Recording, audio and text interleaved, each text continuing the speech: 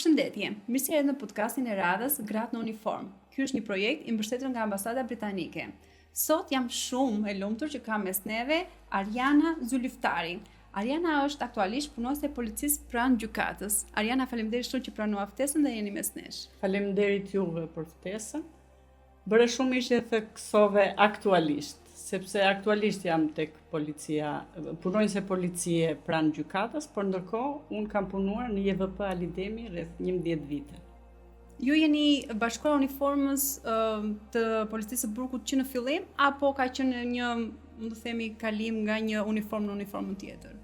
Jo, unë vi nga jeta civile, kam mbaruar shkollën për topografe, por veshja me uniformë ishte një pasion im i hershëm dhe frymëzimi më kishte ardhur nga babai im, i cili një pjesë të jetës tij e kishte kaluar me uniformë. Ju bërë do një konkurs si u bashkuat uniformës? Për të bërë pjesë e sistemit të burgjeve, duhet kalosh disa trajnime, të cilat unë i kalova me sukses edhe u bëra pjesë e sistemit të burgjeve. Janë trajnime, shkollim, janë provime? Janë trajnime, në fund të trajnimeve do bëhet vlerësimi. Ariana, cila ishte sfida ose sfidat tuaja që ju u përballë për të parë kur kaluat nga një profesion civil, një profesion me uniformë? Unë mendoj se pavarësisht dëshirës time që unë po realizoja, sfida ishte e madhe. Në radhë parë ishte me veten time, sepse po përballesha me një kolektiv të ri, me një ambient të ri, përballja që do kisha me të dënuarat, plus që uniforma nuk është thjesht vetëm një veshje. Uniforma ka disa rregulla të tjera, të jep autoritet, të jep prestigj, është dhe krenari, po ndërkohë është edhe përgjegjësi e madhe. Kështu që kjo ishte sfidë për mua. Kur u veshe me uniformë, pate më shumë duatrokitje nga jo civilët, pra nga personat që ishin rreth e rrotull teje? Po, pata. Për shkak sepse ju përqafuat një ndër tuajën, apo për shkak sepse vërtet ky pozicion ose profesion si shtat të jep një autoritet më të lartë? Cila mendoni se ishte? Të dyja bashkë, besoj. Të dyja bashkë. Kuptoj. Në qoftë se flasim për momentin që ti u bashkove në uniformës, kemi patur disa gjenerata, dhe të rinjtë edhe brezat e vjetër. Po, patjetër. Kush ishin ata që tu afruan më afër? Të parët. Të parët mu afruan, unë pata fatin që shkova në atë kolektiv, sepse aty gjeta gra punonjëse të mrekullueshme. Ato kishin ndoshta edhe mbi 20 vite punë, por ishin shumë profesionale dhe shumë njerëzore. Dhe ky ishte një fat për mua, sepse ato më mësuan, më drejtuan në punën time. Dhe unë mora gjërat më të mira që kishin ato. Deri tani kam intervistuar gra dhe vajza të cilat i përkisin profesion nga më të ndryshme. Për mua është e parë që po intervistoj një grua që i përket policisë të burgjeve. Do më thënë disa nga sfidat që ju keni gratë e policisë burgjeve. Ndryshe mund të themi nga të tjerat, një risi për gjithë podcastin tonë. Po risi është, unë mendoj se jo vetëm për policinë e burgjeve, po komplet pjesa me uniforme grave, është diçka e veçantë sepse uniforma në vetvete ka dhe vështirësitë e veta. Ka gjërat e bukura, po ka dhe vështirësitë e veta.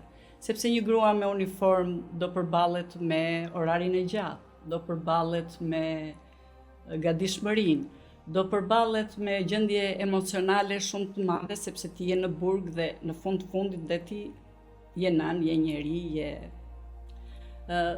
do privohet nga disa gjëra, qenia me uniform, po përpos kësaj, kjo të lehtëson kur ti gjen atë gjendjen shpirtërore kur shkon në shtëpi dhe mbështetjen e tyre. Më falni, sa fëmijë keni? Unë kam 2 fëmijë. Qyrojnë, jetë gjatë. Edhe jam një gjyshe shumë e lumtur, sepse kam dhe 2 nipër dhe 1 mbesë. Kjo është e mrekullueshme. Do me thënë, kur je bashkuar uniformës, si ke patur fëmijë të rritur, me sa po kuptoj. Po, ishin disi të rritur. Si arrite këto balanca me fëmijë të rritur, me kërkesa të larta nga ana tjetër që ju bashkua një karrierë të re? Unë kisha një mbështetje të madhe bashkëshortin tim. I përket uniformës? Është kemi këtë pjesë e uniformë, po jo i veshur me uniformë, është civil, po është te kjo pjesë, po të dy e mbështesim shumë njëri tjetrin në hapat që ndërmarrim, dhe për mua ishte një mbështetje shumë e madhe, edhe kjo ishte gjëja Po fëmijët kur veshën me uniformë si ju duk, pikërisht gjendja ajo mirë. një mama tash më autoritare? E pritën shumë mirë edhe u kënaqën shumë. Kur ju bashkuat ju uniformës, disa bariera ishin thyer për numrin e grave që janë në polici ose që janë në uniformë. Por përsëri ekziston edhe ditën e sotme, jo vetëm para 11 viteve që jeni bashkuar, ekziston akoma kjo ideja që o gratë veshur me uniformë ose ky është një profesion për burrat. Ju keni ndier gjatë këtyre 11 viteve këtë lloj presioni? Jo, kur e shikon nga pamja e jashtme, të duket vërtet sikur është një profesion për burra. Po ndërkohë, kur futesh aty, kjo nuk është e vërtetë, sepse gruaja është një forcë e madhe kudo që të jetë. Dhe në këtë ambient që thonë që është punë për burra, unë e mendoj jo, nuk është vetëm punë për burra, sepse gruaja në vetvete është shumë balancuese për shumë gjëra, për shumë situata, për shumë gjëra. Gjë e parë që të vjen në mendje kur mendon një punonjës policie në burg, gjithmonë mendon konflikte. A ka në burgun tuaj konflikte të vazhdueshme mes grave dhe si ju i paqësoni ato? Po edhe ka, sepse situatat janë nga më të ndryshmet, njerëzit janë të ndryshëm, karakteret janë të ndryshme, përse janë aty, kanë raste të ndryshme, edhe do ketë, edhe ka, por që ne përpiqemi të gjitha si punojnë, sepse puna në burgje nuk konsiston që vetëm një njeri e ka këtë detyrë ose ky e ka. Aty është puna në grup. Nëse puna në grup ecën gjithsekush bën atë gjën e vet, puna ecën shumë mirë. Edhe situatat zgjidhen me logjik, me pyetje, me maturi. Kur ju vin brezat e rinj që i përkasin akademisë dhe duan të bashkohen policisë së burgut, kanë këtë qasjen siç keni patur juve kur keni vajtur para 11 viteve që mezi prisnin të dëgjonin nga më të pjekurit, nga më me eksperiencë. Kanë të njëjtën përqasje? Po, tipet janë të ndryshme, por ne jemi të kënaqur që vinë edhe që e kanë me shumë dëshirë, me shumë pasion, që pyesin, që janë të interesuar dhe ne u përgjigjemi. Ashtu siç më pritën mua koleget e mia, ashtu përpiqem dhe unë në punën time të përditshme që këto që janë brez i ri, ti ndihmojmë, ti mësojmë, të marrin ato gjërat më të mira që u pëlqejnë atyre që dhe ato të ecin. Falni, Ariana, juve çfarë grade keni? Unë jam kryeinspektor. Kryeinspektor. Po. Kush është shkalla më e lartë që mund të arrijë një kryeinspektor? Po. Për gradat. Po. Komisar, kryekomisar, drejtues e merat. Kur shikojmë nga jashtë gjithmonë mendojmë ato grada që ju arrini një rapacet të shkallëzuara. Dhe më duket vërtet shumë joshës edhe një nga arsyet që unë i them shpesh herë kur jam në auditore me studentë që i them që mund të bashkojnë uniformën dhe ju jeni pikërisht një nga mund të themi modelet që të na frymëzoni që s'është asnjëherë vondi bashkohesh ëndrës.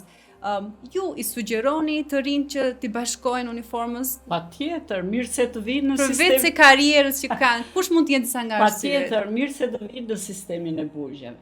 Sepse gjërat kanë ndryshuar akoma dhe më shumë për më mirë.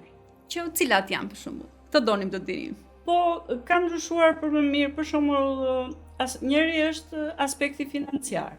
Kanë ndryshuar gjërat për më mirë, shpresojmë që të bëhen akoma dhe më mirë. Po kanë ndryshuar sepse ky ndryshim duket edhe te aplikimet që bëhen nga vajzat e reja, te trajnimet që po bëhen. Dhe është një gjë shumë e mirë. Uniforma unë e thash edhe më përpara, është një gjë shumë e bukur. Ka ato vështirësitë e veta, po është edhe një gjë e bukur. Që ka të krenarin, unë ti thash dhe më lart këto. Disa pyetje që kanë shpeshherë vajzat kur janë të reja, thonë që po ju bashkove uniformës është shumë vështirë pastaj që të gjesh partnerin e duhur, për arsye sepse ti futesh një sistemi shumë autoritar, largosh nga civilët. Është e vërtet kjo gjë? A ju ka penguar kolegëve tuaj se ju keni qenë? Jo, ne kemi pasur edhe vajza të reja, se mendoj këtë. Nuk e mendoj këtë lloj gjëje. Pra ta thyem të barrierë që kanë vajzat kur duan të bashkohen uniformën. Nuk e mendoj vajzat, vetëm ka një gjë që uniforma ka një rregull, me fjalë që duhet të jesh i disiplinuar, i rregullt, duhet ta kesh durimin të kalitur, të kesh durim me fjalë. Sidomos për profesionin tuaj. Dhe të kesh komunikim. Komunikimi unë mendoj se është çelësi i çdo suksesi. Ju jeni gjithkohë në patrullim, jeni gjithkohë në roje, si funksionon profesioni juaj? Jemi në vëzhgim, sepse ne kemi qenë te burgu i grave që kemi qenë ne i kemi pasur në ambient të hapur. Kuptoj. Nuk i kemi pasur me dhoma, me kështu, i kemi pasur në ambiente të hapur, thuajse gjithë ditën. Por te gratë ka qenë një gjë, sepse te gratë zhvilloheshin aktivitete çdo ditë. Aty kishte rroba qepsi, kishte parukeri që bënin kurse për këto dhe në fund merrin edhe certifikata. Shumë bukur.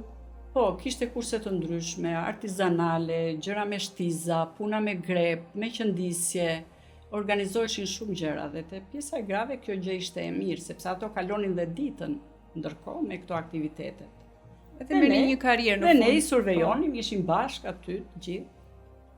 Keni patur një moment dyshimi gjatë karrierës tuaj që thoshje nuk bëra gjën e duhur që u bashkova uniformës? A ka patur një moment thyerje? Jo, unë jo. Nuk ka pasur, sepse e zgjodha me shumë dëshirë, e kisha me pasion dhe e doja këtë lloj gjë. Shikoj që keni akoma me pasion, prandaj edhe vazhdoj të këmbgul për të parë që ekziston ndonjë moment vështirësi apo jo. E doja këtë lloj gjë. Tani pavarësisht ne i tham ato sfidat, vështirësi. Çfarë ka uniforma, po që kalohen. E kuptoj. Kur themi për gratë në uniformë, shpeshherë mendojmë që është shumë e thjeshtë ky rrugëtim. Përveç se viteve që duhet të kalojnë dhe të fitosh eksperiencën, cila mesazh duhet të kenë këta të rinj që nuk arrin këto grada kaq lehtë? Unë mendoj se ai kontingjent të rejash, se po flasim për vajzat, të rejash që e din në veten e tyre që janë tipa të disiplinuar, të rregullt, durimin siç e cekëm edhe më lart. E kanë pasion. Pse jo? Mirë se të vinë në policinë e burgjeve. Mendon apo e ke ndier që problemet e punës në këtë lloj profesioni do apo s'do i merr me veten në shtëpi? Pra, ka impaktuar kjo disi mbas ditën tënde kur shkon në shtëpi? Tani ne jemi gra dhe siç e thash më lart, jemi dhe nana, jemi njerëz. E mira është që punën profesionale ta ndash nga puna personale. Kjo është e mira. Kjo do ishte idealja.